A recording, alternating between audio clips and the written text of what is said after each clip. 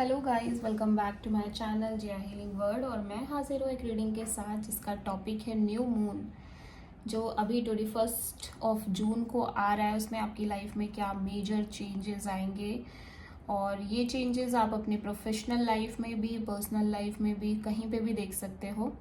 और general reading है तो सारे मैसेजेस रेजोनेट नहीं करेंगे, तो जो भी रेजोनेट करे उसे आपको रखना है, जो नहीं करे उसे सिंपली आपको छोड़ देना है। ओके, सो चलिए देखते हैं क्या कार्ड है मून ऑरेकल से। इस फुल मून में क्या चेंजेस आएंगे हमारे व्यूअर्स की लाइफ में। फुल मून में डिवाइन प्लीज गाइड करें हमारे व्यूअर्स की ओवरऑल लाइफ में क्या बड़े बदलाव आएंगे। ये फुल मून लेकर आएगा क्या बड़े बदलाव। Nothing will come out of this situation. Your hard work is paying off. A new romantic cycle begins. The energy is gaining momentum.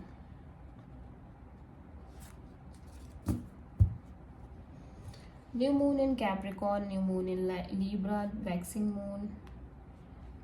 Okay, ठीक है। तो हार्ड वर्क, रोमांटिक साइकिल्स, तो ये एक मैसेजेस हमें ओवरऑल मिल चुके हैं, ठीक है, जिसको हम अभी देखेंगे।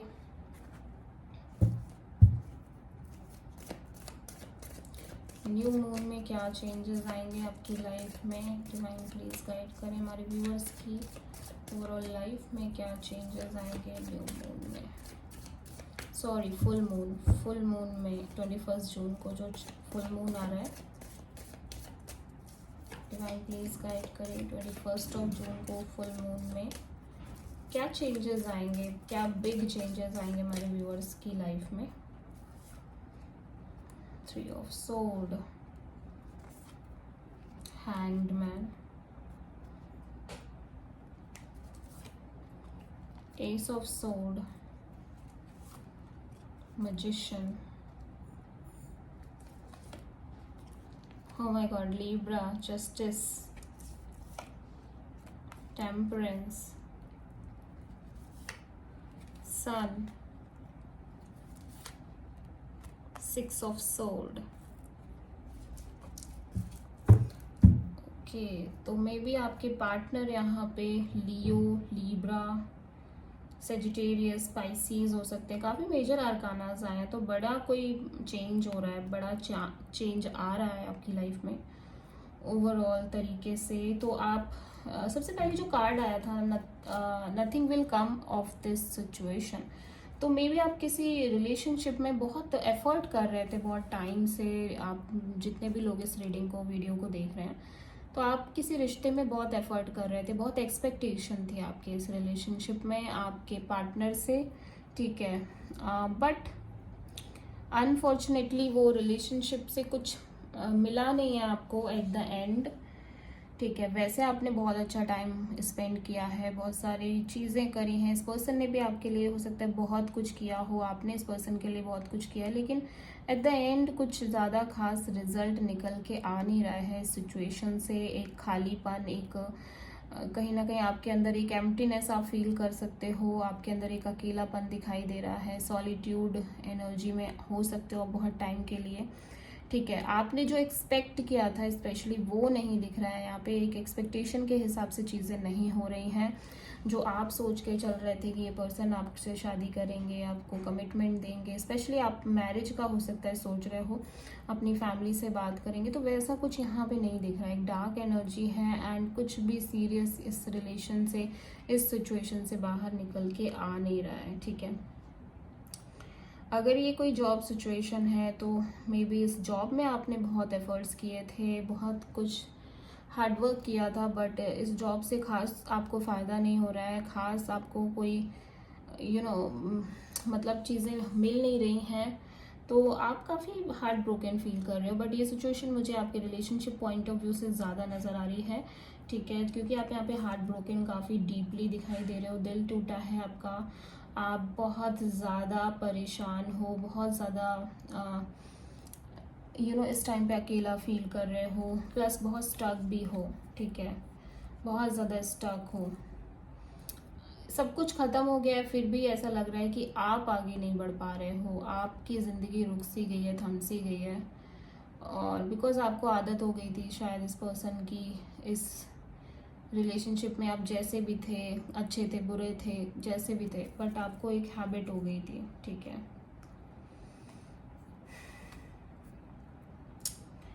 अभी देखो यहाँ पे आ रहा है your hard work is paying off, तो ये एक ब्रेक थ्रू की एनर्जी है, ये एक सक्सेस की एनर्जी है, एस ऑफ सोर्ड, ये एक न्यू बिगिनिंग की भी एनर्जी है। तो कुछ तो ब्रेक थ्रू हुआ है, कुछ तो बहुत बड़ा एक सिचुएशन में क्लियरिटी आई है, क्योंकि आप बहुत टाइम से स्टक थे डेफिनेटली। तो एक क्लियरिटी आना, सारी बातों का रिवील होना, सारी चीज़ें खुल के आपके सामने आ गई हैं, प्लस आपकी लाइफ में एक मैं ये नहीं कहूँगी कि हैप्पीनेस है, बट ये भी नहीं है कि आप बहुत बर्डन में हो अभी, ठीक है। तो भले ही आपने कुछ भी सहा हो, लेकिन फाइनली कहीं ना कहीं एक ब्रेक थ्रू में दिख रहे हो आप, और ऐसा भी लग रहा है कि आपकी डेस्टिनी यहाँ पे किसी तरह से लिंक्ड है, कनेक्टेड है, ठीक है, इस सिचुएशन में। और मे बी आप बहुत टाइम से कुछ मैनिफेस्ट कर रहे थे, वो अब आपको मिलने की बारी आ गई है, ठीक है। जो आप डिज़र्व करते हो ना, अब वो डेस्टिनी आपको देगी, बिकॉज आपने काफ़ी स्ट्रगल किया है इस रिलेशनशिप में। ऐसा भी लग रहा है कि आपने इस रिलेशन को आगे ले जाने के लिए हर मुमकिन कोशिश करी थी, हर मुमकिन प्रयास किया था, बहुत ज़्यादा मेहनत करी थी, बहुत सारे एफर्ट्स किए थे, बट जब ये सिचुएशन काम नहीं कर रही है, तो बिकॉज वो टाइमिंग भी शायद अभी है, मतलब जहाँ पे आपका ब्रेकअप हुआ है ना, वहीं पे ही ये एक सिचुएशन भी क्रिएट हो रही है कि अब आपकी लाइफ में आप उस तरफ जा रहे हो जो आपको मिलना चाहिए, जिसको आप डिज़र्व करते हो, जो आपके लिए परफेक्ट है।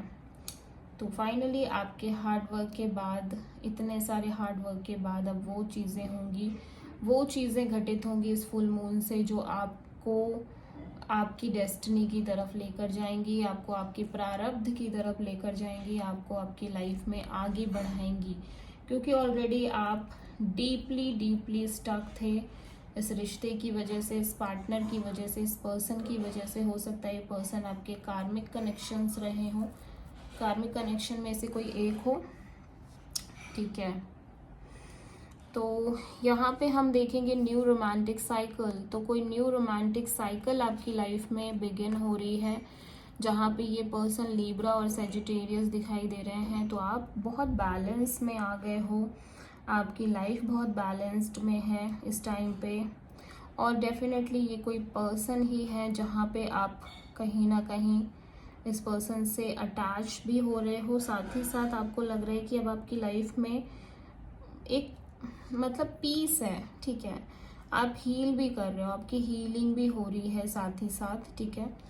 यहाँ पे the energy is gaining momentum, तो आपकी अभी तो ऐसा लग रहा है स्टार्टिंग तो बड़ी बेकार सी हुई थी इस पर्सन के साथ, मतलब कुछ लग नहीं रहा था आपको, बट धीरे धीरे धीरे धीरे आपको ये लग रहा है अच्छा हुआ आप उस सिचुएशन से वॉक अवे कर लिए, अच्छा ही हुआ आपने उस रिश्ते से बाहर आ गए, और आपको बहुत एक क्लियरिटी आ गई है अब। इतना क्लियरिटी आपको तब भी नहीं थी जब आप इस पार्टनर से मिले हो। तो ये रिलेशनशिप आपके पास आ रही है न्यू मून के बाद, या आ भी चुकी है ना, तो आप इतने कॉन्फिडेंट नहीं थे, बट श्योरिटी और कॉन्फिडेंस आपका इस न्यू मून के बाद बढ़ेगा, ठीक है। बिकॉज अब आपको बहुत सारी क्लियरिटी है, सन है ना, सन लाइट है, तो जहाँ पे लाइट होती है वहाँ पे सब कुछ दिखाई देने लगता है, तो अब आपको सब कुछ दिख रहा है। ये पर्सन हो सकता है लियो हो, ठीक है, सब एक एक चीज़ आपके आंखों के सामने आ गई है, एक एक चीज़ आपको क्लियर हो रही है, तो अब आप काफ़ी अच्छा फील कर रहे हो, मैं ये कहूँगी इस न्यू मून से, इस न्यू मून पे, ओके। ट्री ऑफ सोर्ड यहाँ पे क्यों आया है देख लेते हैं। ट्री ऑफ सोर्ड यहाँ पे क्यों आया है, मैजिशियन।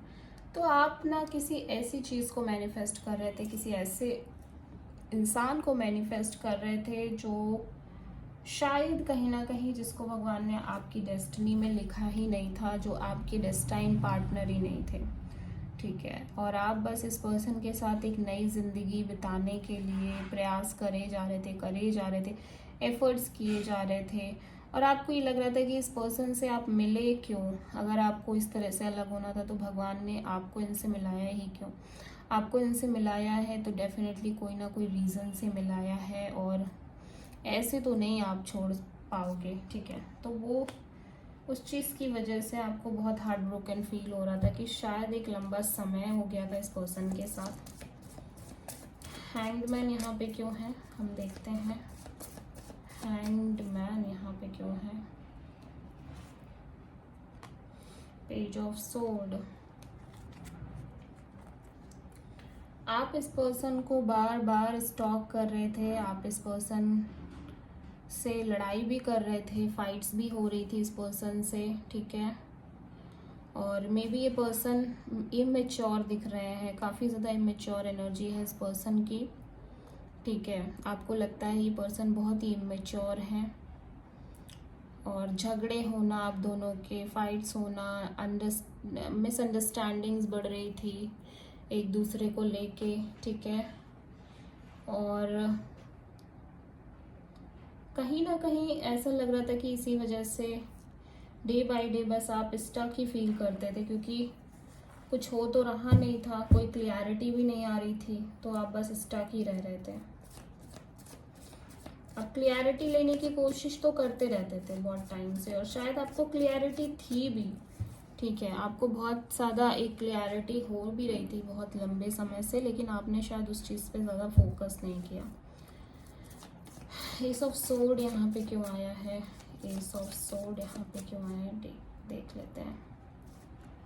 Wheel of Fortune. तो व्हील ऑफ फॉर्च्यून ये कहता है कि समय चेंज हो रहा है, टाइम चेंज हो रहा है, जो भी चीज़ें थी वो बदल रही हैं, सब कुछ एक साइकिल थी, पेनफुल साइकिल, वो कंप्लीट हो रही है। प्लस आपका गुड टाइम दिख रहा है, आगे आने वाला समय बहुत अच्छा है। और वो समय, ये व्हील ये शो करता है कि हर चीज़ बदल जाती है, हर चीज़ चेंज हो जाती है, और आपको भी चेंज होना पड़ेगा, आपको भी उस चेंज को एक्सेप्ट करना पड़ेगा। अगर आप एक्सेप्ट नहीं करोगे तो आप कभी भी आगे नहीं बढ़ पाओगे। और इस बात को आपने भी मान लिया है, एक्सेप्ट किया है कि ठीक है, ये पर्सन अगर आपसे बात नहीं करना चाहते हैं, या आप ये पर्सन आपसे दूर जाना चाहते हैं, तो ठीक है, अब आप भी इस बात को एक्सेप्ट कर रहे हो, ठीक है। समय आ गया है कि आपकी चीज़ें आगे बढ़े, इसीलिए ये सब हो रहा है। मैजिशियन यहाँ पे क्यों है again, magician, magician, 10 of sword. तो आप जिसको मैनिफेस्ट कर रहे थे वो तो नहीं है, ठीक है।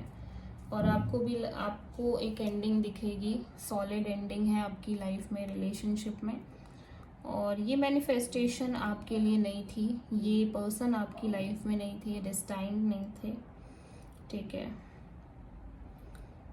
हम सबको लगता है कि हम किसी को मैनिफेस्ट कर रहे हैं, एक्चुअली में हम सबके कार्मिक संबंध होते हैं इस जन्म में, और हमें वही संबंध मिलते हैं जिनसे हमारा कोई गिव एंड टेक होता है, ठीक है। तो यहाँ पे वो मैनिफेस्टेशन नहीं हुई, नहीं काम करी, बिकॉज ये पर्सन ही राइट नहीं है आपके लिए। ये पर्सन आपकी डेस्टाइन पर्सन नहीं है, मतलब जिनसे आपकी शादी होनी है एंड ऑल, ये बस आपको एक लेसन टीच करने आए थे, ठीक है। जस्टिस यहाँ पे क्यों आया है, जस्टिस, 10 ऑफ कप्स। तो ये बहुत ही एक हैप्पी सिचुएशन है, happy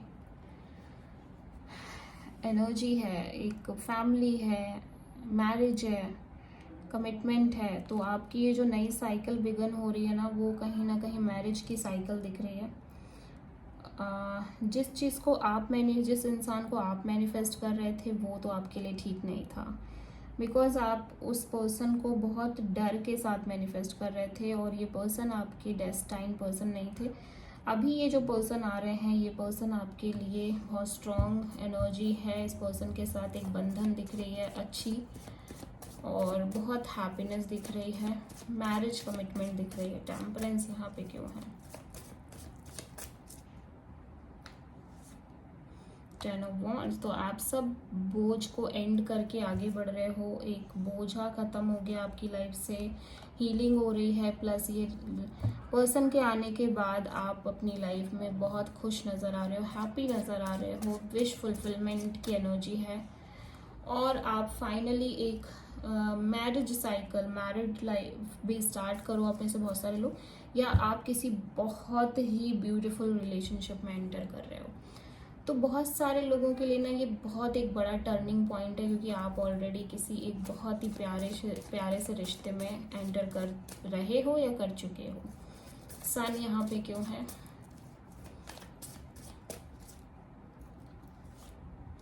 death. Oh my God. तो एंडिंग हो चुकी है सब, एक बड़ी एंडिंग हो चुकी है फाइनली, और आप उस एंडिंग से बाहर आ गए हो, और आपने दिल से भी उस चीज़ को एंड कर दिया है।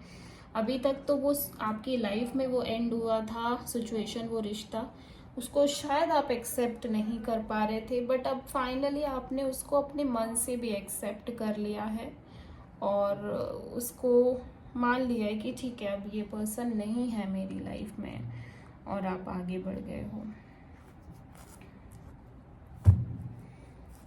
ठीक है। जस्टिस कार्ड ये भी कहता है कि जो उस पर्सन ने आपके साथ किया, मे बी उसने आपको शादी के लिए बहुत बोला, कमिटमेंट के लिए बोला, बट एट द एंड ऐसा कुछ किया नहीं, तो उसे उसका कर्मा तो मिलेगा ही, बिकॉज ये जस्टिस कार्ड है, इट्स कर्मा कार्ड। तो जो जैसा करेगा वैसा पाएगा, वैसा बोएगा। तो कहीं ना कहीं जैसा उसने किया है उसको वैसा मिलेगा। आप भी इस बात से खुश हो कि आप जो डिज़र्व कर रहे हो वो आपको भगवान ने दिया।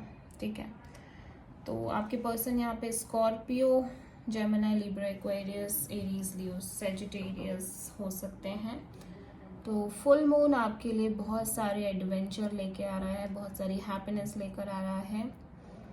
सो आई होप कि रीडिंग पसंद आई हो, आपको रेजोनेट करी हो। और चैनल पर अगर आपको अच्छा लगता है तो चैनल को please like, share and subscribe करें, कमेंट भी करें। Thank you.